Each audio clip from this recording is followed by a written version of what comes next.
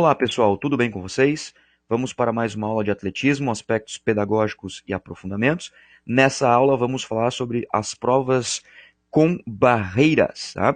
Todas as provas de corridas com barreiras, elas são consideradas como provas de velocidade, certo? Provas de velocidade, assim como as provas rasas, certo?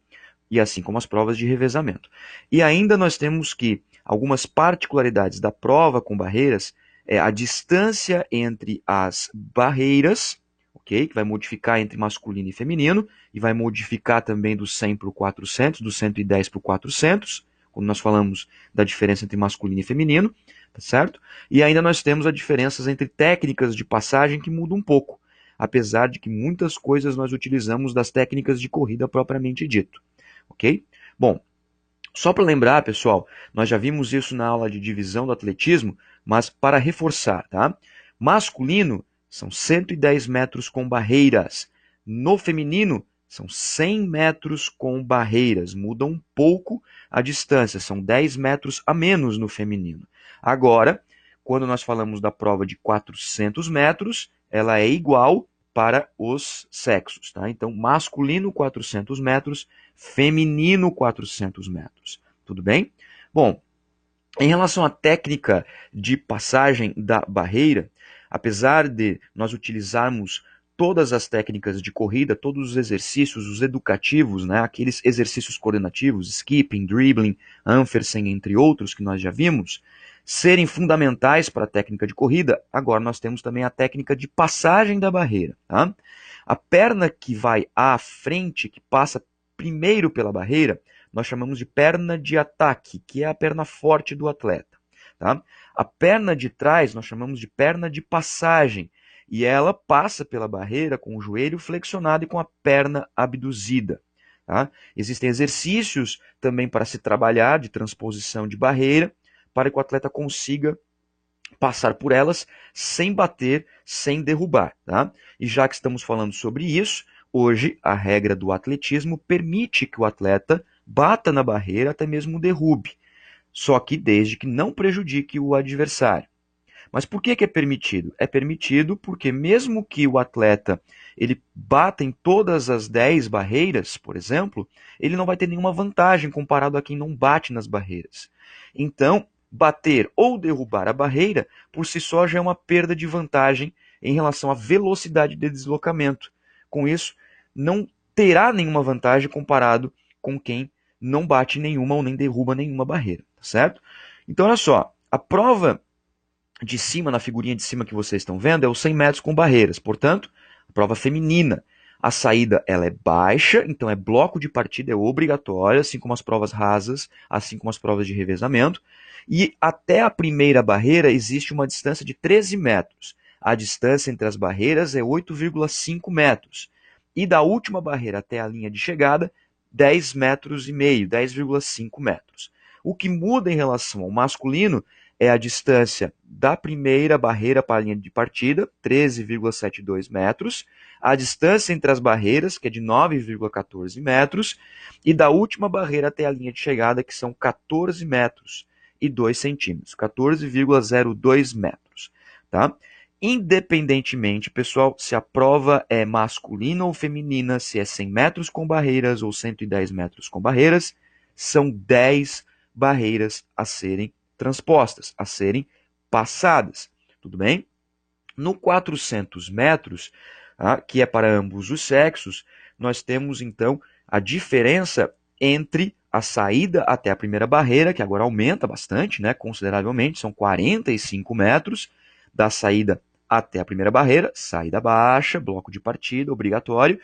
Entre as barreiras, a distância é de 35 metros, e da última barreira até a chegada são 40 metros, tanto para o masculino quanto para o feminino, e também 10 barreiras.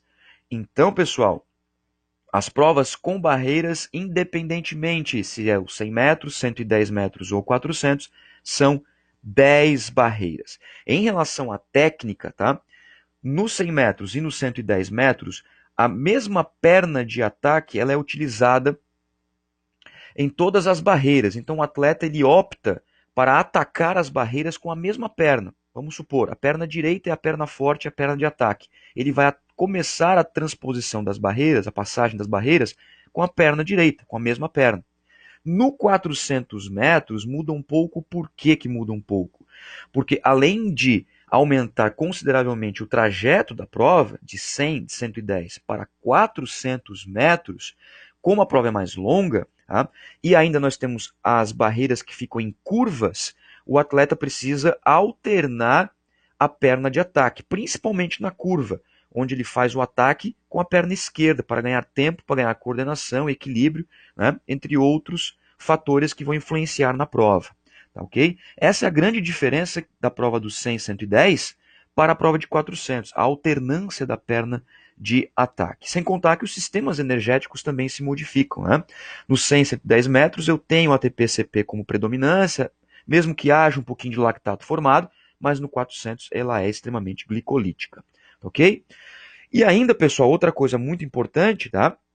É o tamanho das barreirinhas, ou seja, o tamanho das barreiras entre masculino e feminino, a altura das barreiras em relação ao solo. É diferente entre masculino e feminino. No masculino é mais alto em todas as provas. Nos 110 metros masculino, a barreira ela é um pouquinho mais de 1 metro de altura, tá? 1,067 metros. No 400 é um pouquinho menos de 1 metro, 0,914 metro, um pouquinho menos de 1 metro, 91 centímetros aproximadamente. Tudo bem? No feminino, nenhuma barreira chega no 1 metro. Nos 100 metros, a barreira tem 0,838 metros, aproximadamente aí 84 centímetros, tá? Pelo arredondamento. No 400 metros feminino, tá?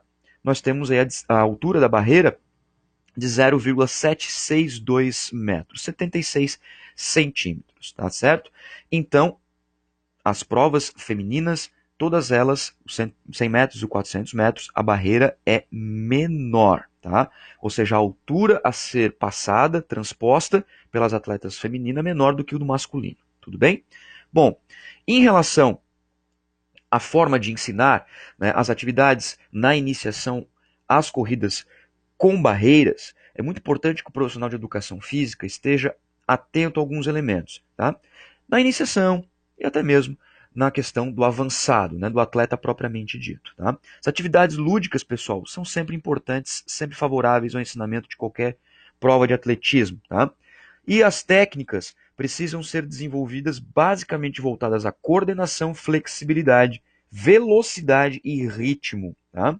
Coordenação em virtude das pernas, né, da passagem das pernas, a flexibilidade para que consiga fazer um movimento mais amplo, a velocidade, né, para que consiga correr o mais rápido possível, principalmente de uma barreira para outra, e do início à primeira barreira e da última até o final, e também o ritmo, né, as frequências da passada para conseguir sempre atacar com a perna de ataque a barreira a ser transposta. Ajustar o tamanho das barreiras aos poucos, conforme o nível do praticante.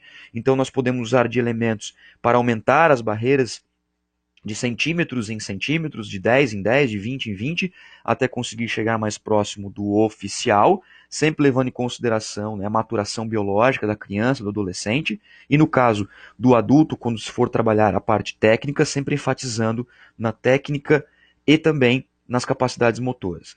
E nós temos aí a utilização de materiais adaptados. Nós podemos fazer barreirinhas adaptadas, né, com cordas, bastões, né, com latas, enfim, com qualquer objeto que o professor utilize sua criatividade para ensinar, para conseguir explicar melhor a técnica e ajustar as capacidades motoras de acordo com a prova. Tudo bem, pessoal? Dúvidas? Tragam para a sala de aula. Eu agradeço a atenção de todos vocês, um forte abraço e até o próximo vídeo.